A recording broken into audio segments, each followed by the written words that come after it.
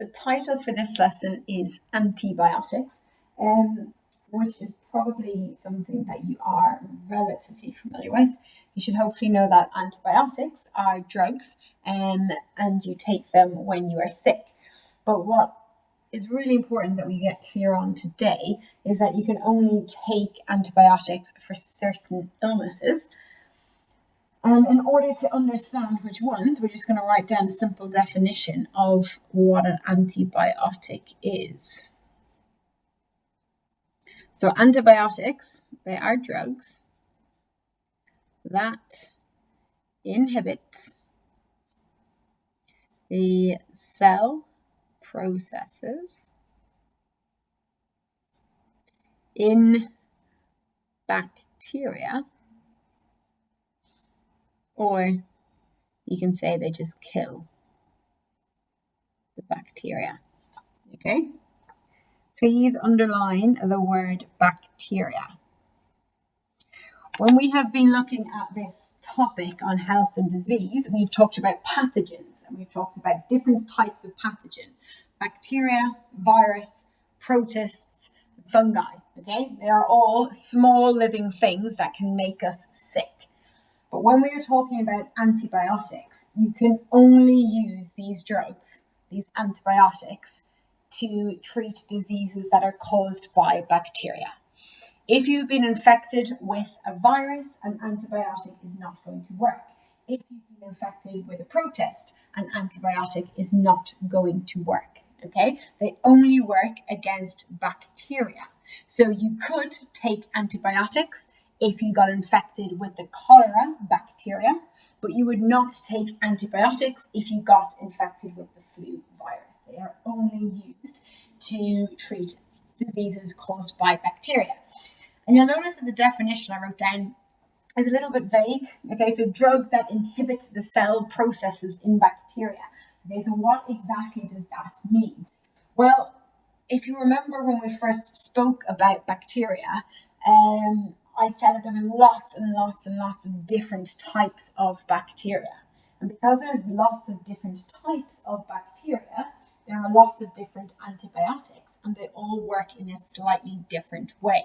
So rather than having a specific definition for an antibiotic, we just say something more general, like they inhibit the cell processes in bacteria, or in some cases, they kill the bacteria.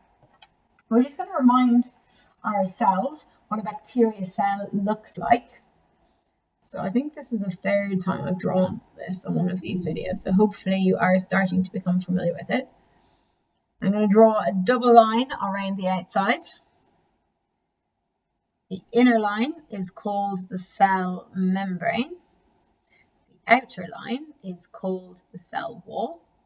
Some, but not all bacteria have a flagellum, which is this tail-like structure, which enables them to move, but they don't all have that.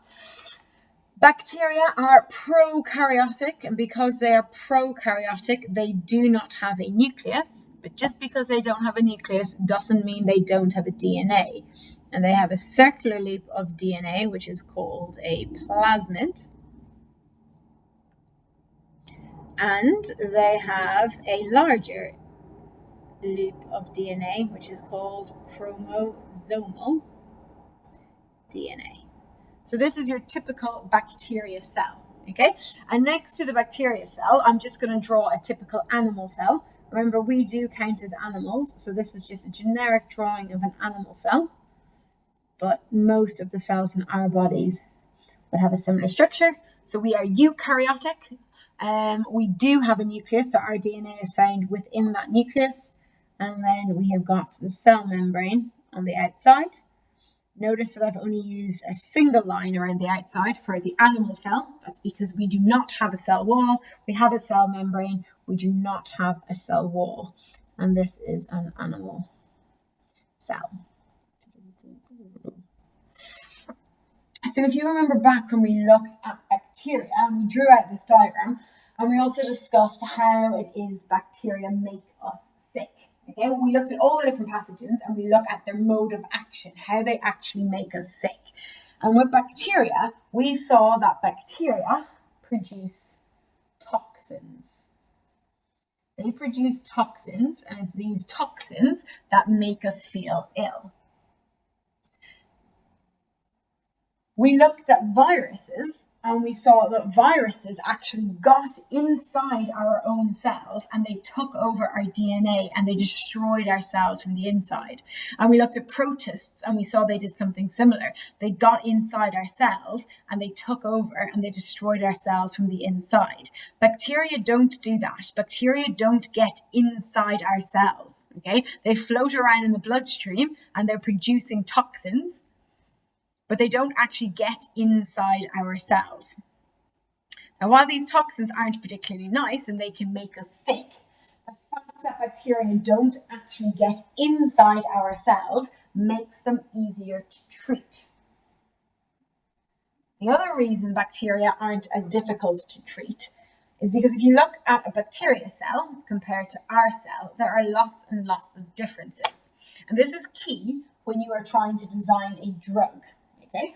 If you take a drug, you want to put that drug into your body and you want it to kill all of the bacteria cells to make you feel better.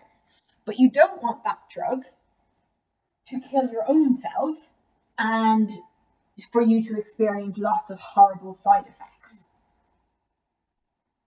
Unfortunately, with a lot of different drugs, yes, you take them and they'll do what they're supposed to do. They'll kill whatever pathogen they're supposed to kill or have the effect that you want them to have. But they can also have lots of nasty side effects. So, for example, just because of the time of year, those of you who have hay fever and you take antihistamines, a lot of antihistamines, yes, they might stop your nose running, but they can also make you feel really drowsy and they can have other effects that you don't want them to have, okay? And that's really common with drugs.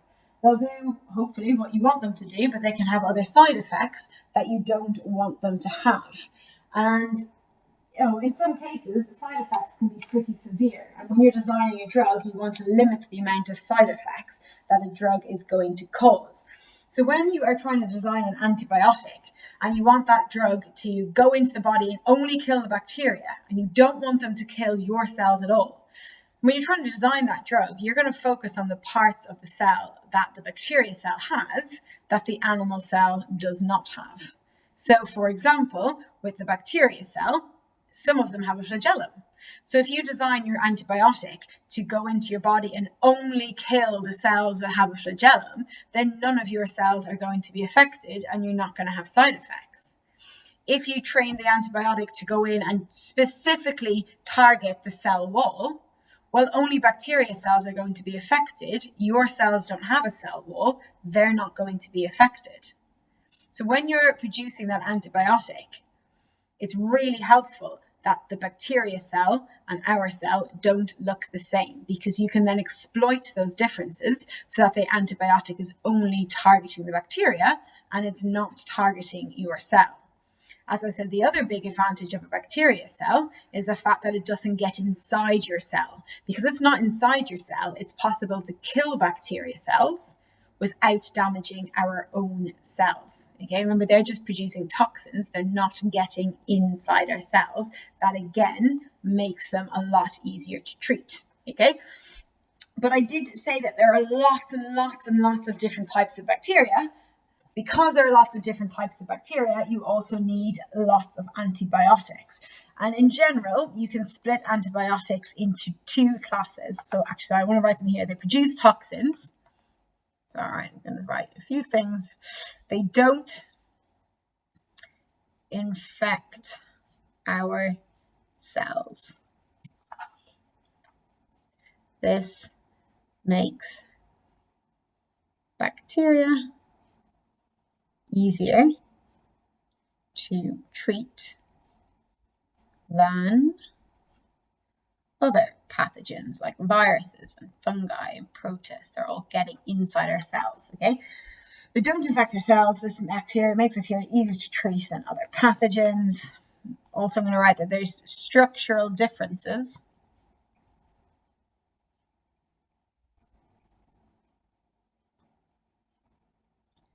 between bacteria cells and our cells, e.g., the cell wall. these differences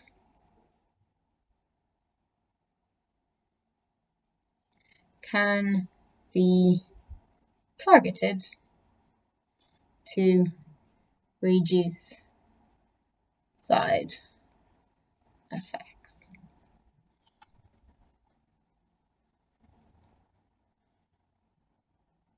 Okay, so there's just a few notes on antibiotics. And now I said there are two different classes of antibiotics. Antibiotics. There are broad spectrum and there are narrow spectrum. And it's kind of obvious from the names, broad spectrum, sorry, so you can still see that, broad spectrum and narrow spectrum. As the name suggests, the broad spectrum antibiotics will kill lots of different types of bacteria. Whereas the narrow spectrum, they're more specific and they will only kill specific types of bacteria. This is kind of good and bad in both of those, okay? If it's a broad spectrum antibiotic, yes, it can kill lots of different bacteria. So often, even if you're feeling a bit ill, but you're not sure exactly what the bacteria is, by just taking a course of broad spectrum antibiotics that can kill lots of bacteria, you would hope that the bacteria that you have would be targeted and it will be destroyed. So you'll start to feel better. But also remember that not all bacteria are pathogens. Okay, remember, to be a pathogen, you have to actually cause a disease. And you've got lots of bacteria in your body that do not cause disease, that actually help you out. So specifically in your digestive system, you've got lots and lots of good bacteria that help keep your digestive system working well.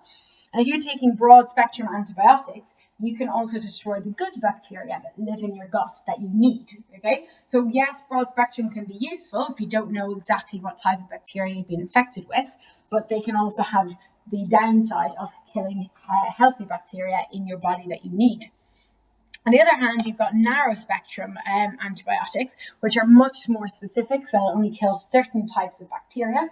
The advantage there is you're not going to destroy the healthy bacteria, but then on the other side, you will need to know what you are infected with in order to take the right course of antibiotics. Okay, but you've got two different types, broad spectrum and narrow spectrum, and they're needed because you've got so many different types of bacteria. Just like there are so many different types of animals and so many different types of plants, there are so many different types of bacteria. I drew a general structure of bacteria, but they look different. They have really different shapes and sizes, and they behave in different ways. So you need to have lots of different types of bacteria in order to lots of different types of antibiotics in order to deal with the different types of bacteria. So the last thing I want to talk about before we do some questions is antibiotic resistance. Again, as that name would suggest, the bacteria, antibiotic, there's no one there, resistance. And that arises when the bacteria, I'm specifically talking about bacteria when I'm talking about antibiotics, when bacteria become resistant to antibiotics. And what I mean by that is the antibiotics no longer kill the bacteria. So the antibiotics stop working on the bacteria. The bacteria is no longer affected by the antibiotics. And this can happen for a few different reasons. One of the main reasons is just overuse of antibiotics. So taking antibiotics all of the time when you don't need to. So basically running straight to the doctor anytime you feel a little bit unwell and getting prescribed a course of antibiotics that you don't need. Another way it can happen is if you are given antibiotics to take and you're feeling sick and you start taking your antibiotics and then you feel better, so you stop taking the antibiotics before you finish the course of antibiotics. Okay, and the reason that this is this is dangerous, and the reason that antibiotic resistance develops in the first place is that the bacteria themselves can mutate, and they can become slightly different versions of themselves. And that slightly different version might not be affected by the drug. So if you're sick and you've got bacteria in your body and you're starting to take antibiotics and then you feel better, so then you stop without killing all of the bacteria that you leave behind, okay, they're not making you feel sick anymore, which is why you stop taking the antibiotics. But those bacteria that you've left behind in your body, they have the opportunity to mutate. So they can become different versions of themselves. And that different version that they become can then reproduce really quickly in your body. And when you then take another course of antibiotics to try and kill them, the antibiotics that you're taking aren't going to be effective because the bacteria has become a different version of itself and the antibiotic no longer works. Okay, so it's really, really important, if you do take antibiotics, that you take it right until the end and you make sure that all of those bacteria have been killed. It's also really important that you're not taking antibiotics too often. Okay, bacteria learn how they want to survive, so they learn how to adapt, and they'll mutate in such a way that they will survive in the presence of antibiotics. But if you're not putting antibiotics into your body all the time, then the bacteria in your body don't know what to adapt to, because they don't know what the antibiotic is going to be. So you really want to avoid taking antibiotics unless you need them. And if you are taking them, you should take the full course and make sure that there are no bacteria left behind that can then become resistant to the antibiotics. Okay. Antibiotic resistance, though, it is a problem, because antibiotics that used to be really effective at treating certain bacteria now no longer work in quite a large part of the population. So new drugs continuously have to be produced. So scientists are continuously looking for new ways or new types of antibiotics to ensure that we are able to continue to destroy the bacteria. Obviously, you've also got your immune system. Okay, so your immune system isn't just there to treat viruses. Your immune system, your antibodies that we talked about in the last lesson, they also kill bacteria. And often your immune system is strong enough to fight off if you get a bacterial infection. You would only go to antibiotics if you were getting really sick and you needed to give your immune system a hand. Okay, so if there was quite a large infection, you were feeling really, really under the weather, and you just were struggling to fight off the infection by yourself, that's when you would go and get antibiotics. But for a lot of infections that you pick up, your immune system is strong enough to fight it off, and it's better to let your immune system fight it off if you can, because that will help your immune system go stronger. So you shouldn't be rushing straight for antibiotics the second you feel sick. We are going to do a few questions on antibiotics now. Similar to the ones we looked at in vaccine, they again tend to ask the same questions on antibiotics over and over again. So if you've done a few, you should be able to do them all. Hold on, let me get it. All right, so there are the questions, two more questions there. Have a read, try and answer them for yourself, and then press play when you're ready to see the answer. Okay, so your answer, it tells you that antibiotics are effective in treating whooping cough. So even though we've never learned about whooping cough, I straight away know that whooping cough must be caused by bacteria if antibiotics are going to work on it. So I've written whooping cough is caused by bacteria, and then what do antibiotics do? They inhibit the cell processes in bacteria, or you could say antibiotics kill bacteria. Okay? When I've written inhibit cell processes, there's lots of different cell processes they can stop. They can stop them dividing, they can stop them metabolizing, but just in general, you can say inhibit cell processes or antibiotics kill bacteria. For the second one, it says antibiotics sometimes treat sinus infection. Okay? That's because sinus infections can sometimes be caused by a viral infection. So your sinuses can become infected by bacteria or by viruses. If they're infected by bacteria, then the antibiotics are going to work. If they're infected by a virus, the antibiotic is not going to work. So just mention that sinuses can also be infected by a virus. If it's a virus, antibiotics aren't going to work because they don't kill viruses. Okay, there's a little bit going on in this next question, so I'm going to explain some bits to you, but it's not that difficult. So this is a kind of an experiment setup. And what they have done is they have got agar. So it's called agar. It's like this jelly-like substance, and bacteria grows really, really well on agar because agar is full of nutrients. So if you wanted to grow bacteria in the lab, you would get this jelly-like substance called agar, and you can grow lots of bacteria on it, and you can study it. And you put the agar into a little petri dish, and you cover the petri dish with a lid so that the bacteria can't spread outside it. Okay. So what this scientist has here, he's got two petri dishes, both of them that contain this jelly-like substance called agar that grows bacteria really, really well. And on one dish, he has put the bacteria E. coli, so that's the name of a bacteria, and he's put the bacteria E. coli into one dish, and onto the other dish, he's put this other type of bacteria. So two different dishes with two different types of bacteria. And he wants to see how effective different antibiotics are at killing this bacteria. So what he does is he gets little pieces of paper discs, and he soaks them in an antibiotic. And the antibiotics are just labeled A, B, C, D, and E. And he soaks the piece of paper in the antibiotics, and then he puts those pieces of paper onto the dish. Okay? If the antibiotic is effective, then the bacteria shouldn't be able to grow anywhere around the paper disc. Okay, so here in B, all of this grey represents bacteria, but here, right next to B, you'll see it's white. The bacteria wasn't able to grow right next to the paper disc because that antibiotic kills the bacteria. Whereas in C, you can see that the bacteria can grow right around that disc. Okay, so it's grey the whole way around. And that tells me that that antibiotic did not kill the bacteria. The bacteria was able to grow the whole way around it. Okay, so that's what this experiment is representing. The first question, so I need you to be able to see all of this. If I just scroll it to here. Okay, so the first question, give one variable the scientist controls. So read the information on that page for yourself, write down a variable that he controlled, and press play for the answer. Okay, so the first one has quite a few things that you can say. When they want control variables, they want to know what was the same between both experiments to make this a fair test. You're trying to see which is the most effective antibiotic. You need to make it a fair test. So he's done a couple of things the same. Okay, so he's used the same concentration of each antibiotic. That means in the antibiotic itself, you've got the same amount of drug and the same size paper disc. So if he had one really large paper disc, that would put a lot more antibiotic onto the plate. So he's used the same size paper discs, the same concentration of antibiotic.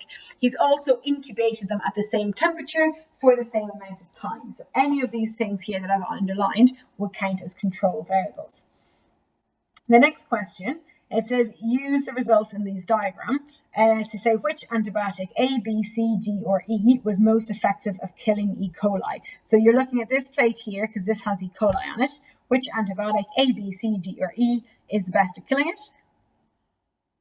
The answer would be D. And the reason I know that is because you've got the biggest white space around D. Okay, D was very effective at killing the bacteria, so the bacteria can't grow anywhere near D. If I wanted the least effective, I would say C, because you've got bacteria the whole way around C in the E. coli disc. The next question, which antibiotic did not kill either E. coli or S. aureus? So which antibiotic didn't kill either? That would be C. Okay, so if you see C in both of them, it doesn't kill any of the bacteria. You have got grey the whole way around the black spots telling that it hasn't worked at all. So that's going to be C. Which antibiotic would be the best to use to kill both of them? So if you look at these two, which is best at killing both? So D was so effective of E. coli, but it's not very good at killing S. aureus at all. E is kind of decent at both. And then if you look up here, you've got B, and then you've got A. So A is better at killing this bacteria than this bacteria, but I would say B does a pretty good job at killing both sets of bacteria. So if you wanted one antibiotic that was going to be relatively effective against both bacteria, then you would say B. Okay, that's your best bet when you're looking at both bacteria. So give a reason for your answer. How would you describe that? You will say that they have the largest clear space around B. Actually, I'm going to write in there, largest combined clear space around B to show that I've considered both diagrams and not just one. So if you were to combine the area of the white space of all of these different antibiotics, the combined area of the white space in B would be the largest, showing it's the most effective. The last one is just a tick box. MRSA is a strain of S. aureus and it cannot be killed by most antibiotics. So this is a big problem, This is a really big problem in hospitals not that long ago. It was called a superbug because it couldn't be killed by antibiotics. Draw a ring to complete the sentence. So bacteria that cannot be killed by antibiotics are, we say, resistant. So we don't use that word immune. We use that word immune when we say that we are protected against diseases because we know how to fight them. When we're talking about bacteria, we say bacteria are resistant to antibiotics. You would not write powerful. You would not write that. Moving on, as I scroll down this, you can see both of these questions. So have a go at both of these questions and then press play when you're ready for your answer. Okay, so they want to know why antibiotics can't be used to cure viral diseases. You would need to say that viruses get inside your cells. They infect your cells and they get inside them. And that makes the viruses inaccessible. So you can just write that the antibiotics can't get at the viruses. Or you could say that antibiotics can't kill the viruses without also destroying your own cells, okay? Because they're right inside your cells. It's very difficult to get at them. Why is resistance on the rise? Overuse of antibiotics, okay? So people using them when they shouldn't be, and then when they are using them, not finishing the course of antibiotics is another cause for resistance. So those two things will get you your marks. And then this is the last question. So a person can be, you can't see the question.